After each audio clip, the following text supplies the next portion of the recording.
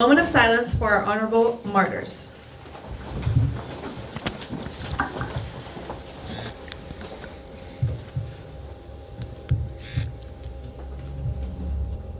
You may be seated. Thank you. Good evening, everyone.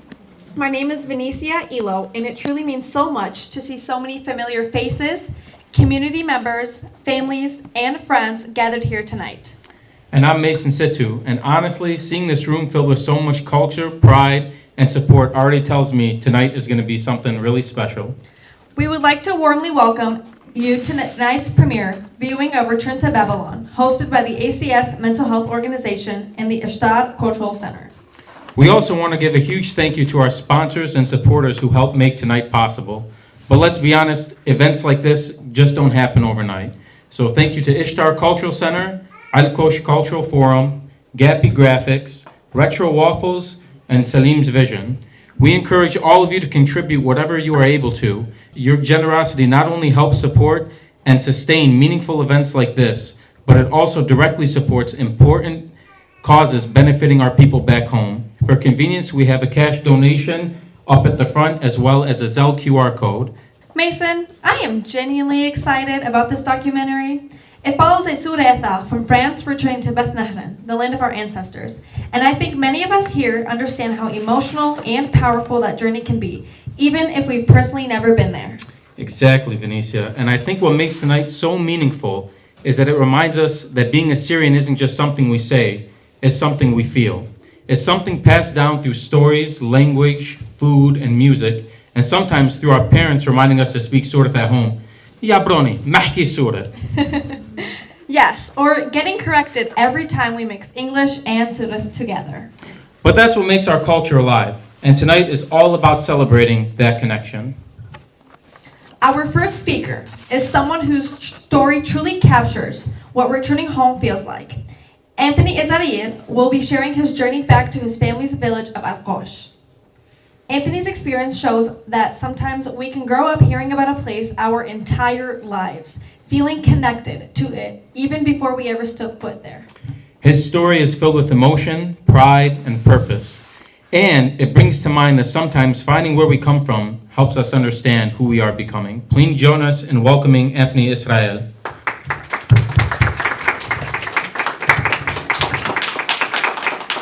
Good evening, everybody. My name is Anthony Israel, and I am blessed to join you all for this wonderful gathering by the Ishtar Cultural Center and ACS Mental Health. I'd also like to give special thanks to Maria from the Ishtar Cultural Center for reaching out to me about this opportunity. With that being said, I would like to talk to you all a little about my experience going back home a few years ago. As a kid, I always wanted to visit our homeland and dreamed of going to see Al-Kosh, my family's village. It's strange because I was born and raised here, and I had a dream of a place I'd never been to before. Well, in 2023, I got to fulfill my lifelong dream of going back home through an organization called Gishru. I can talk more about this later, but for now I want to talk a little more about my experience going back. Growing up, I was never around Suraya. It was primarily my family and whenever we'd go to church in Oak Park, but still away from my community and no social connections with them. However, I always spoke Surat and taught myself early on about our history, but I still felt something was missing. It wasn't a connection to my identity, it was a connection to the land of my people. There was a whole world of Assyrian culture that I never knew existed until I went back home. Going back meant a lot of things for me, some of which were being the first sibling to go see my village, being the first relative to return, and being the first person in my family to leave Iraq and come back with hope. What I saw in Iraq was an array of mixed emotions like happiness, peace, joy, and even sadness. I felt so present with where I was. If you had any doubts about how Assyrian you were, or not being Assyrian enough at all, those thoughts would be blown away once you set foot in the land of your ancestors. Anywhere we went on the trip, I would always think to myself that this is our land. All the mountains surrounding us, and I kept envisioning what it looked like 1,000 years ago. Seeing what Al-Kosh looked like with my own eyes finally, and meeting my own family members that never left still feels like a fever dream to this day. Words simply cannot describe it. The point is, you belong there, and we belong there. Every person here deserves to see it, and should. Something that stuck with me was seeing how happy our people living there were to see us, but I couldn't be more ecstatic to see them. The kids looked up to us, but I looked up to them more than they knew. Even with all odds stacked against them, many of them remained happy and courageous. I felt a desire to protect these people, and I didn't want to leave. We owe it to them. When I left Iraq, I came back with melancholy, a lingering sadness that had me longing to return and help our people that needed us the most. I came back and felt isolated and depressed for weeks. You might be wondering, why would I want to go somewhere that would make me feel that way? Going back made me care even more to help and support our community there and even here too. I see the melancholy as a blessing because of the motivation and clarity it gave me. I found a purpose. An organization like Gitru that helps take people back home and connect them to their roots helped me realize more that we are the only people that can help us and make that change, not Nakhraya. I also want to mention that Gitru is not the only organization that leads trips back home. There are other wonderful groups that do as well. It's no coincidence that a few years have passed and I can still talk about this experience like it was yesterday. I could go on for hours about this because there's just so much to discuss, but I have to keep it short. Ever since I have found that purpose of mine, I have fully integrated myself within the Assyrian community, locally, nationally, and even internationally. I continuously work with organizations in the United States and Michigan whose goals are to strengthen community, cultural preservation, and elevating the youth. I have found a life with my people and those that share the same ambition as me in keeping our identity alive. Every day, I yearn for the next time that I'll visit again. The truth is, I wouldn't be here speaking to you all had it not been for that trip.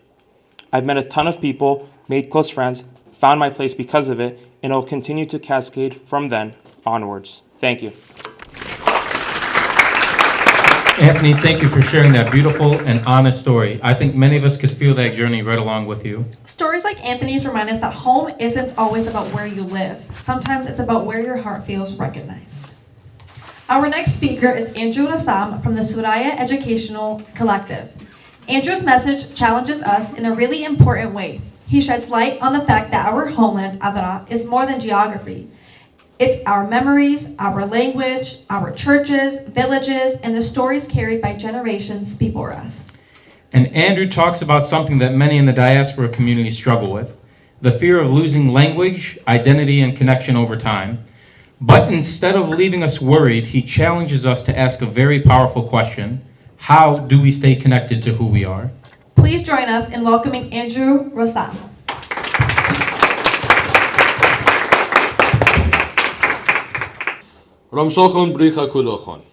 Thank you for attending tonight's event. My name is Andrew Rassam, and I am the founder and current head of a small 501c3 nonprofit called Suraya Educational Collective.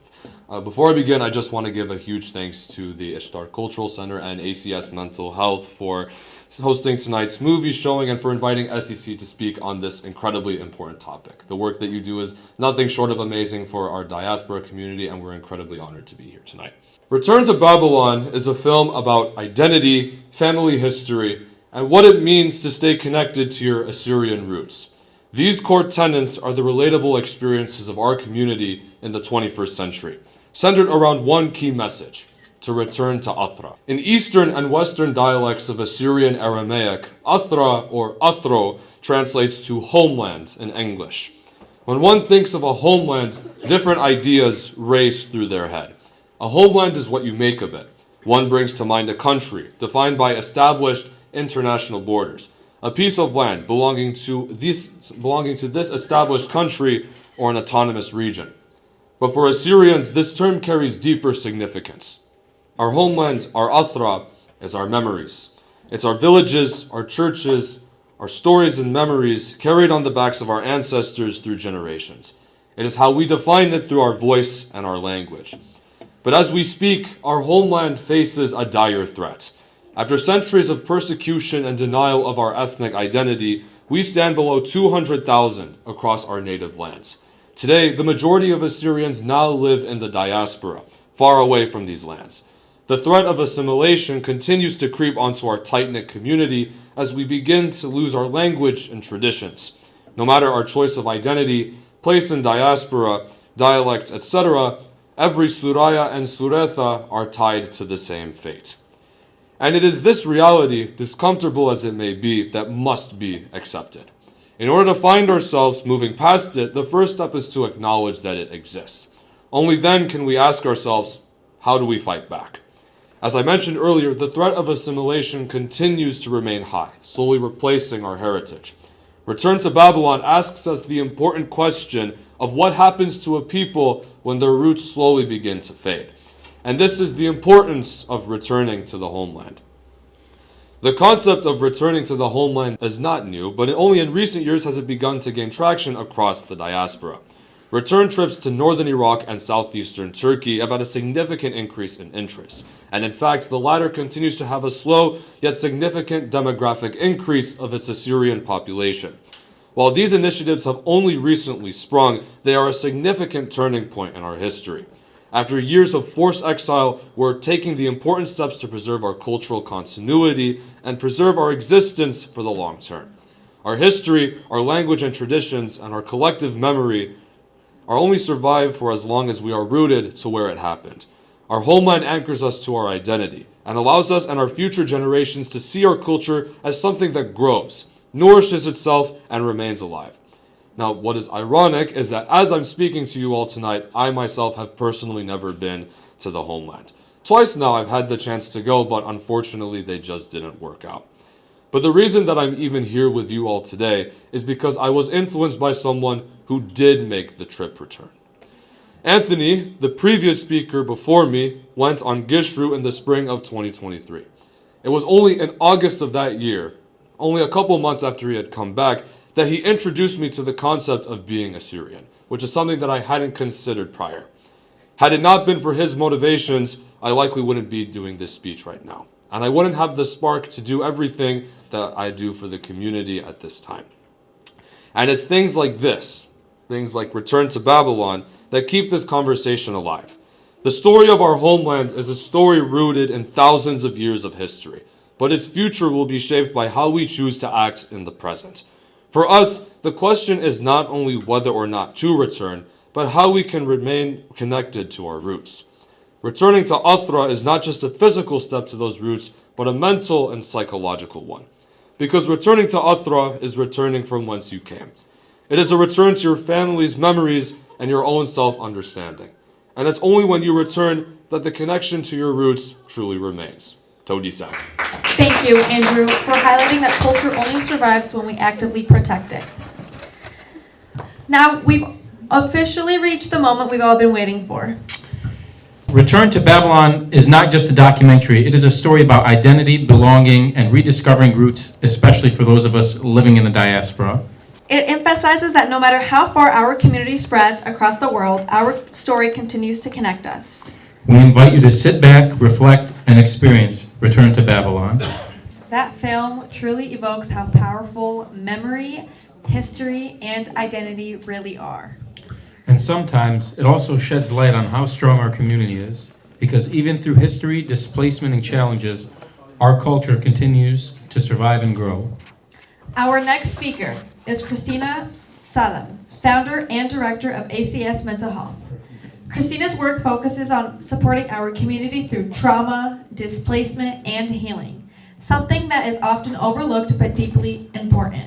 Her work serves as a challenging reminder that protecting culture also means protecting our people, emotionally, mentally, and spiritually. Please welcome Christina Salem. Awesome. Thank you guys all so much for being here. This is ACSMH's first event in Detroit, so we're all very grateful for you all to be here and to show up for us. Shlama lochun kolochun, Shimi Christina Salem, Usawi Najib Isa Yusuf Jajawi Gulla, Gabarid Alkosh, and community leader. Brat Ammi ila Clarence Das, well-known lawyer and community leader. Ubrat Ammi ila Miranda Hamama, psychology student and one of my best friends. Allaham Hasela. I lost these three very important people to cancer.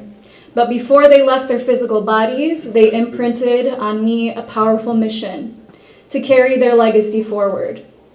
My journey began in 2017, just 2 weeks after my grandfather Najib passed away. I didn't even have time to grieve. I left for Greece as a student journalist to study the refugee crisis after the 2015-2016 ISIS invasion. I arrived in one of the most beautiful countries in the world, but what I saw was some of the most unspeakable horrors humanity has to offer. Thousands of people living in camps and caravans, barely the size of the corner of this room, carrying their entire lives on their backs. For many of my peers, this was an assignment. For me, this was my community in crisis. I was witnessing the same stories I had heard growing up, stories from my parents, my friends' parents, and our elders, about leaving everything behind because staying was more dangerous than the journey itself. We went out with the Greek Coast Guard and saw the waters where refugees crossed from Turkey. We walked through camps where Christians hid their identities just to survive. We saw places where others pretended to be Christian just to gain asylum. We entered what was called a modern-day concentration camp, where tensions were so high that violence had already broken out. That experience changed something in me forever. When I returned home, I knew I wanted to start a nonprofit. I didn't know exactly what it would be yet, but I knew I wanted to create change. The one thing I kept noticing again and again was how deeply our people needed mental health support. So many carried trauma, grief, and loss with nowhere to process it. At the same time, I was going through my own grief. But my family was inspired by my grandfather's legacy, and we became very involved in community work. For several years, we worked with a local nonprofit until eventually our paths diverged. In 2022, I returned to the homeland as an adult for the first time. That experience reaffirmed everything I felt called to do. But I also realized something painful. The same issues people faced during migration were still present at home. There was a lack of mental health resources. I saw fear and trauma in the eyes of all, but particularly young people in schools across the region. That same year, my cousin Clarence, who many of you know for his pro bono work during the ISIS deportation crisis, lost his battle with colon cancer. He fought for truth and justice, and I promised myself I would carry that same mission forward. In 2023, the Baghdad wedding fire happened. Our community had already survived ISIS, displacement, and war, and now once again, we were grieving together. That was the moment I formally established ACS Mental Health. What began as a simple conversation in 2021 became a registered 501c3 in 2024. When I returned to Iraq in 2024, we held our first mental health conference for youth in the region.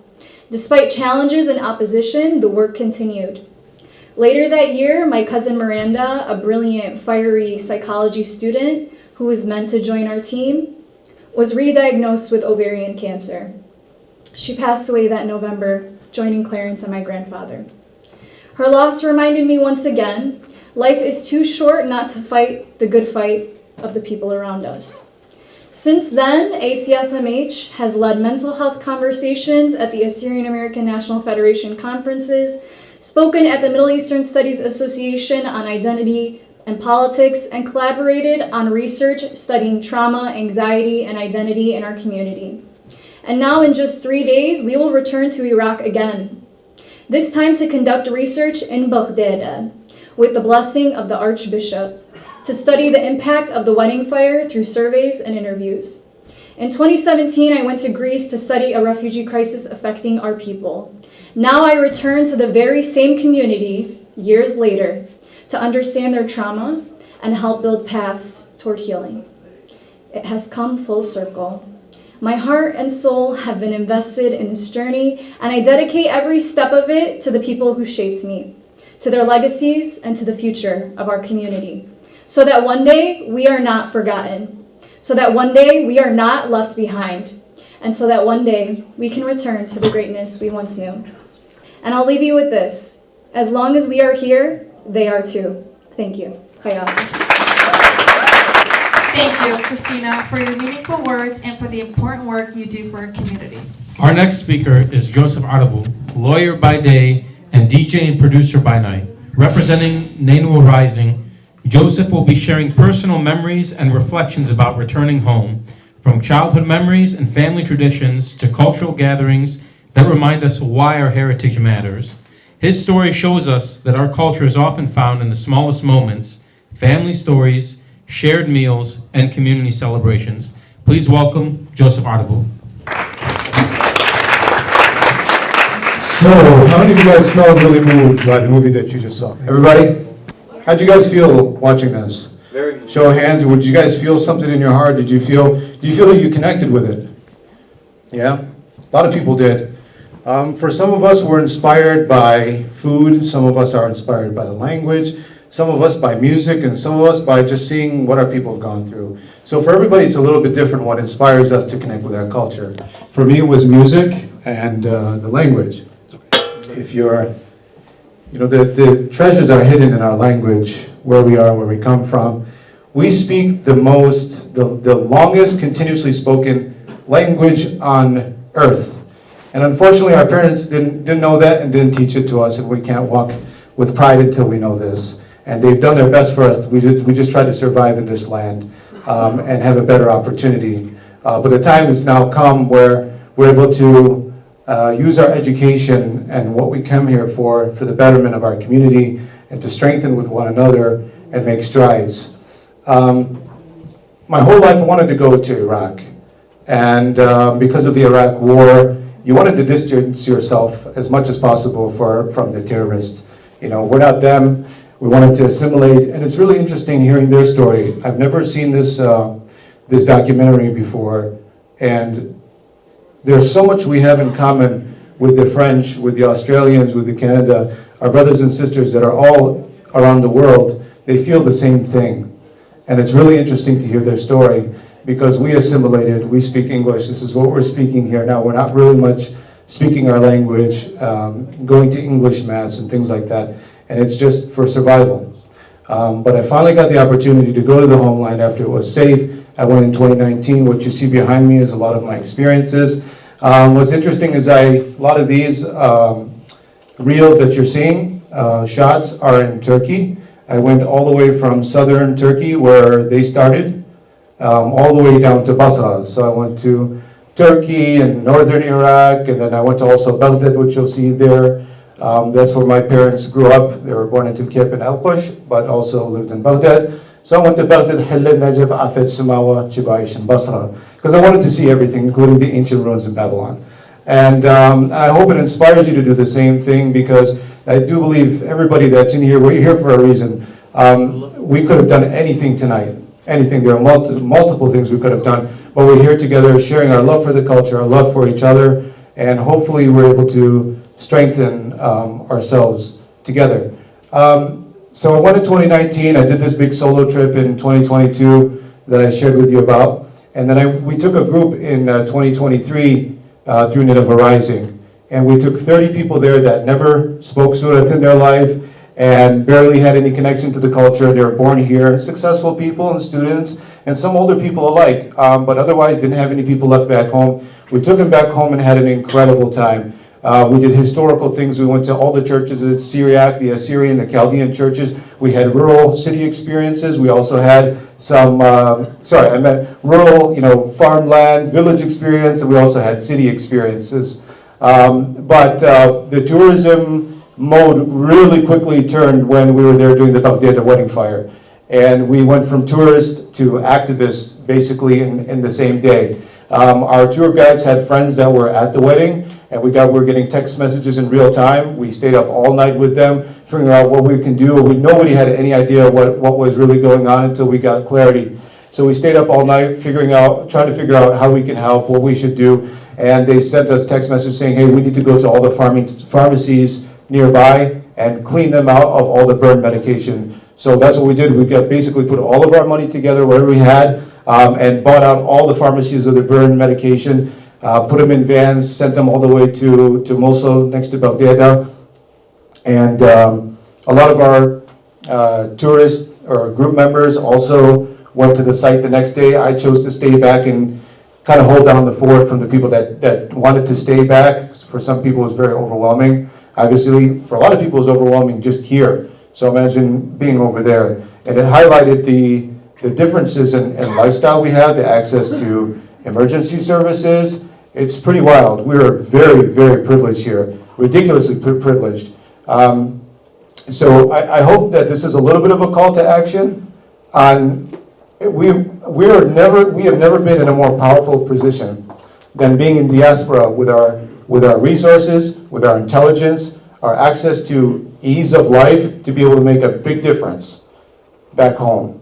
So I just want to invite you, if you feel called, to go back home first. You don't have to do any crazy missions or build schools or anything like that. Just go there and see it for yourself. If there's a little bit of you that's curious about where your parents grew up or your grandparents or where you come from, it's totally worth it. We come from the oldest civilization on earth, still continuously speaking our language and practicing our cultures. It's a very beautiful thing, and it's a very rare thing. And we're the last generation that can really make a considerable difference. We don't do anything now. Good luck trying to teaching it to the next generation. A lot of people, they at least can understand Surat and put some words together. If you can do that, great, start there. But you can't teach the things that you don't know. So first, get educated on who you are, where you're from. Please consider me a brother. There's so many people that would love to help and educate and be there. We're stronger together. So I just want to leave you guys with that. Thank you so much. Thank you, Joseph, for sharing your heartfelt memories and reflections. Your story beautifully reminds us how culture lives through families, traditions, and shared experiences. We truly appreciate you sharing your journey with us today. We would like to share a very special preview of a short film created by Wilson Sarcelles and written by Ala Mansour. This film was shot in 2021 in the village of Telkeppe. It was created to preserve the beauty, history, and stories of our villages. I don't know about you, Benicia, but I am especially excited to see this preview. I may be a little bit biased, of course, because أنا أيوة تلك بناية. This film reminds us that our homeland is not just part of our history, it is part of our living identity. Please enjoy this special presentation. Welcome the wonderful creator of this documentary, Wilson Sarcelles. Thank you, everyone. My name is Wilson Sarcelles. I left Iraq in 1980, and I wanted to go back very, very bad since I came here. So as I grew as a photographer, I wanted to capture the truth of our culture to the world. And I knew there was so much history there, and I couldn't just resist just to sit. 2017, someone walked in my office, said, "Do you know we only know Chaldean in this community?" I went to Boston. They asked me, "Where am I from?" I said, "I'm Chaldean." They didn't know nothing about Chaldean. I called Ala. In 2020 was COVID. I said, "I'm going to Iraq in 2021. He said, "I'm coming with you." I went to Iraq. The first thing I did, I think he's my witness, I kissed the ground. As soon as I stepped in Erbil, I kissed the ground. That tells you how much I had missed that country. And I'm going to tell you something. There was no village that I went to, I didn't have no tears in my eyes. Back then, I think I went to Batnaya because Batnaya was one of the village that was destroyed by ISIS. I think me and Alan, and probably there were another 10 people in the whole village. Just imagine, over 1,400 families lived in that village, and you walk in a village and there's only 10 people. Our job just to preserve all this footage and the culture that we have. Sooner or later, we're not going to see these footage. I think the young people here, if they can step up and preserve as much as they can preserve, even the language, we can continue to build on this. If we can start this small, we can get bigger. If we can just climb the ladder step at a time, we can go higher. I can be part of anything you want, and I can help anybody that wants to do it. Thank you. For creating and sharing this beautiful and meaningful film. Your work helps preserve our history, culture, and memories for future generations, and we are truly grateful for the passion and dedication behind it. Our final representative, Dilan Adamat, with the Return Organization, who lives in the village of Ankawa in Bethlehem, was gracious enough to send a video and will discuss cultural disconnection and the importance of initiatives that help our younger generations reconnect with their identity and homeland. Because at the end of the day, culture survives when each generation chooses to carry it forward. Good evening, everyone. Thank you for having me tonight with you. I think you've just watched this beautiful film and probably also the short film about returning to Babylon, returning to our homeland. So I've been invited to have a few comments on what we do, us as the Return. You can see the logo behind me.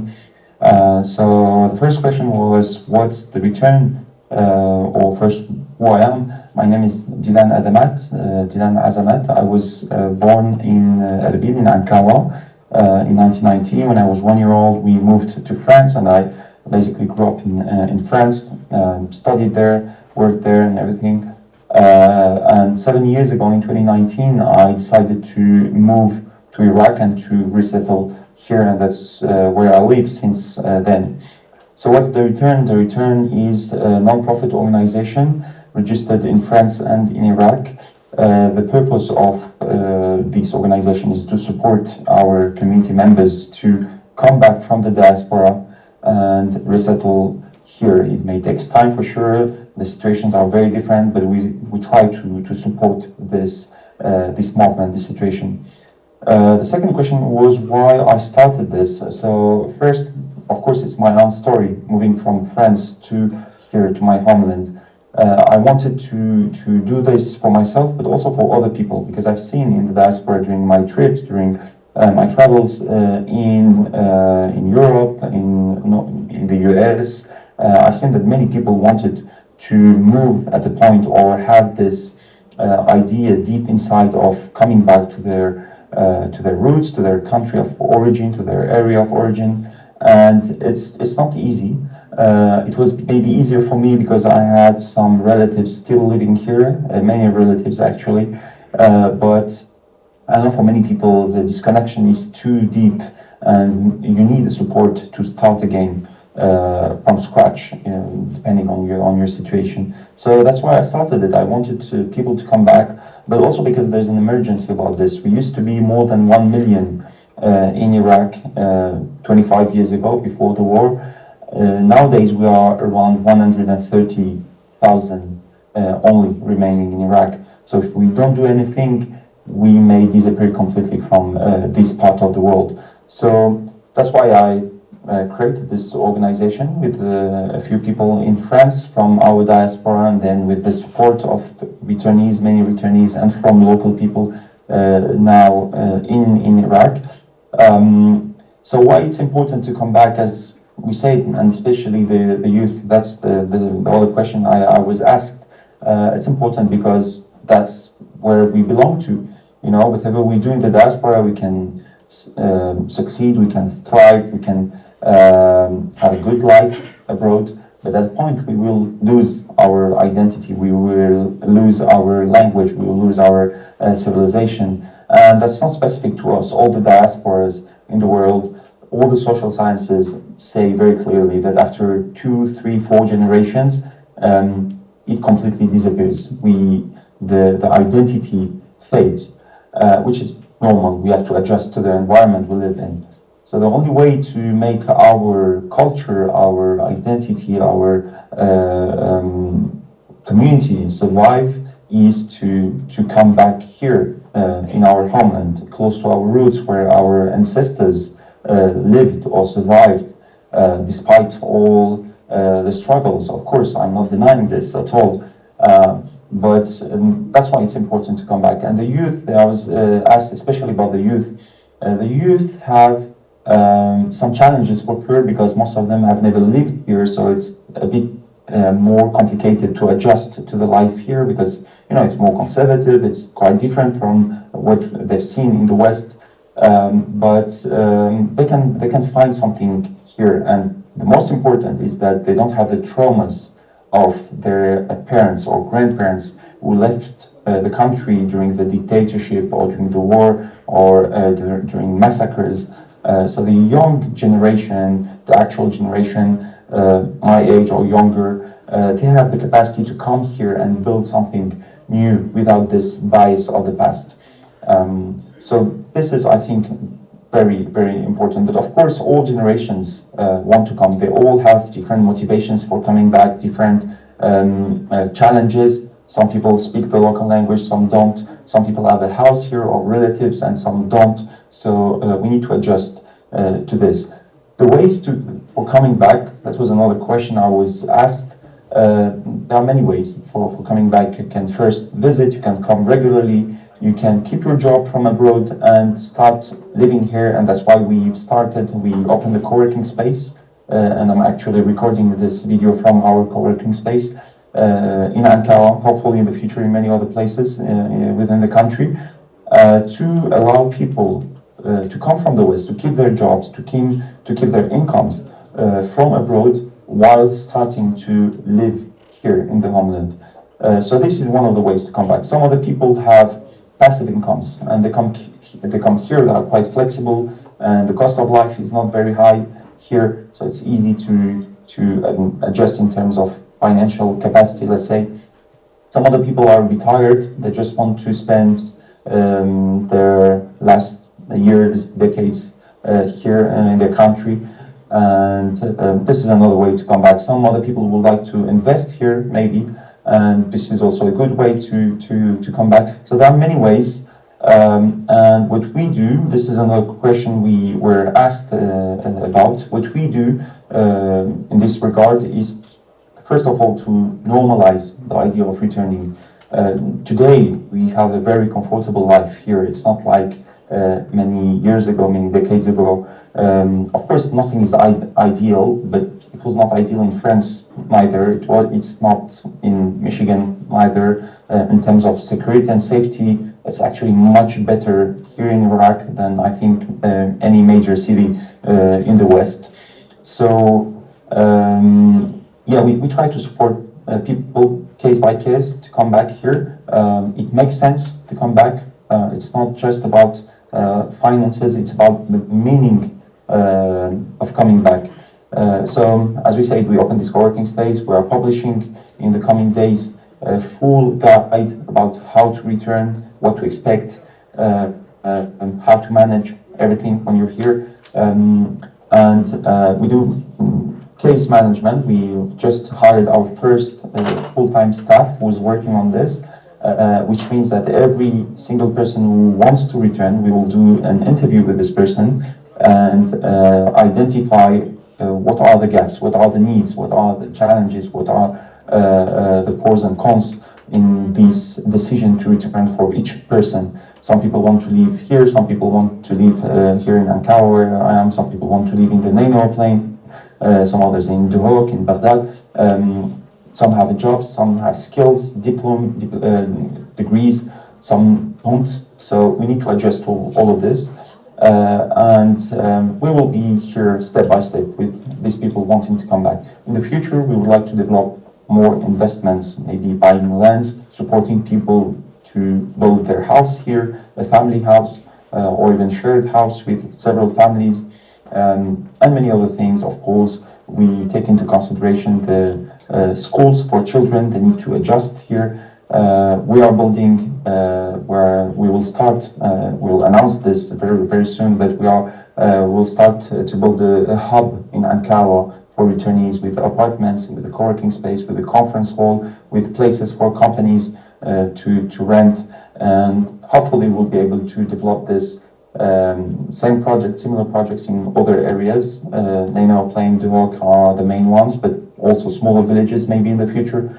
So this is a very ambitious and long-term project, and thank you for all of you for supporting this. You can reach out to us, contact us, you can visit our website and our social media. I think we will be able to share this with you. And please don't hesitate to text us, call us, tell us about your project. And if anyone wants to support this, of course, we will be very happy if you do so. So yeah, thank you very much, and see you soon in the homeland, hopefully. Thank you. A big thank you to our representative Dilan for sharing such an impactful and heartfelt message. We truly appreciate his dedication, advocacy, and commitment to helping preserve our culture and identity for future generations. Now we'd like to turn the mic over to Naveen Koki, and she will be speaking as a board member on behalf of Ishtar Cultural Center. Good evening, everybody, and thank you all for being here today. This is a call to our youth, Chaldean, Syriac, and Assyrian nation in the diaspora, from an individual initiative to organized national revival. Children of Ashur, who you carry the roots of our ancestors in your heart despite being far from our homeland. You who are touched by the fire of memory and the cry of identity, this is your time. You are not merely immigrants in a foreign lands, but barriers of a national message in an era where consciousness is eroding and history is being assassinated. It is time for us to rise from an individual isolation to a collective action, to transform nostalgia into action, sentiment into organization, and the desire into an organized intellectual revolution. The establishment of a youth league. It is no longer an organization dream, but a fateful duty. An initiative is a framework that will unite the ranks of our youth in the diaspora around the identity, one will, reshaping the voice of our nation with the language and tools of a modern age. The language is not a cultural luxury or a mere social gathering, but is a national consciousness front with a goal ensuring that the word of Ashur is heard from every platform. Its flag is seen in every square. For the cause is not won through silence or by laminating the ruins, but through organization, discipline, and national mindset that understand the identity, only preserved through action. Our fiery goals rooted in certainty, developing national awareness, preserve our language and history as a shield protecting generation from assimilation oblivion. We are launching a revolutionary Assyrian digital outlet to convey our message to a global public, preparing our young elite capable of engaging in the battle throughout publics and Western societies. We are building a network of young leaders who learn the arts of leadership, collective work, and national discipline. Today's world is a world of word and image, and those who master language capture attention. Let us transform our voices into a unified Assyrian media front that will broadcast the truth in the language of the world, that reveals to the world the scale of injustice of our people suffered throughout history. You, the youth of the diaspora, you are an extension of our land that has become sacred wound. It is your responsibility to be a bridge between the past and the future, between the homeland and exile. With your voices and action, restore dignity to your nation. With your minds, you return its rightful place among the living nation. Organization is not a luxury, but a weapon for survival. Indifference is an unspoken betrayal. Rise of a youth and nation to create future awareness. Your sweat, your will.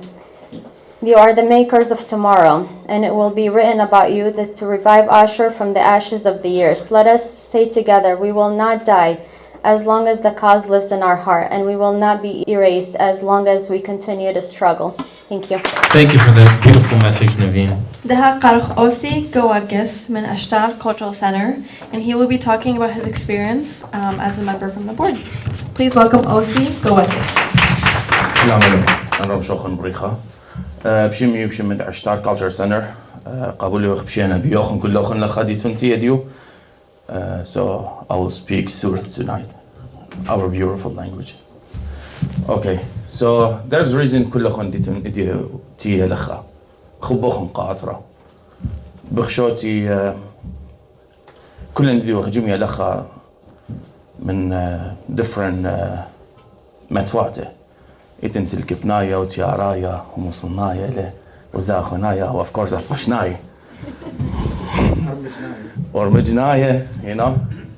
So this is a beautiful flower, because the flower indeed بس خاقونا one color ليلة شابرتا, too many color بيشا شابرتا. So ادو يوما ايدوكتا إلى سقلتا بيوخن خدي قريلة نيفين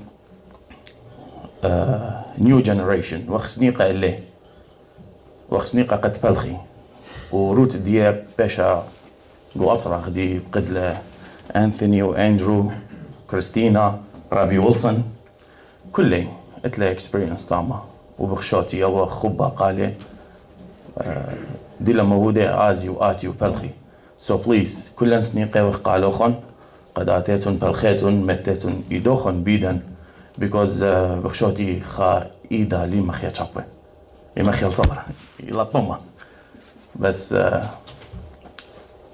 our power شو قوة دخله power خيلانا قاطرة وخسني قالوخن وإدو يوما صارت عشتار كالتشر سنتر ولا بتيخة كلهن ماني ضبيعاته بالخ منن مت إيدا جو إيدا please تيمون ويوخ more than happy so again بشم من عشتار هاوتن بسي مرابا وخيا قانوخن الدابو الخانة شابيرة قموديتنا God bless you. Thank you also for the beautiful statement, and again, Basima Raba Telokhan Lacha Idio, we really do appreciate it. Before we close tonight's program, we would like to extend our sincere gratitude to many incredible individuals who helped make tonight's evening possible. We would like to thank Ala Mansour for his constant guidance and dedication to ensuring everything runs smoothly. The Wizard of Oz behind the curtain there. Thank you to Maria Shamoun for her organization, her leadership, and passion she continuously brings to ICC, and especially making this event possible. We are grateful to O.C. Guargas for consistency and carrying the torch and passion for ICC for his ongoing commitment to our community. Thank you to Naveen Koki for her work and for her continued support and service within our community. We extend our deepest appreciation to Christina Salim for bringing forward this powerful documentary. That's a big one for her. And the wonderful work that she does for our community on a global level. Thank you to Andrew Rassam for his speech and dedication to sharing important truths within our community. We are very grateful for Mr. Anthony Israel for his speech and for serving a strong, inspiring young voice within our community. Thank you to Joseph Arabu for his continued support, involvement, and commitment to uplifting our community.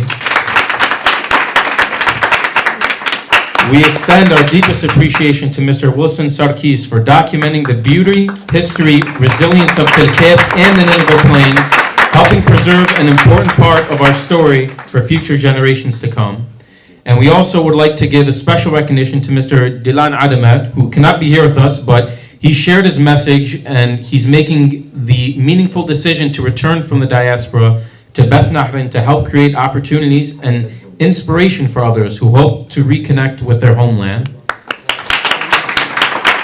And lastly, we would like to thank all ICC members who contributed their time, effort, dedication to helping host and organize tonight's event. We would not have been possible without your hard work and commitment, so thank you to ICC.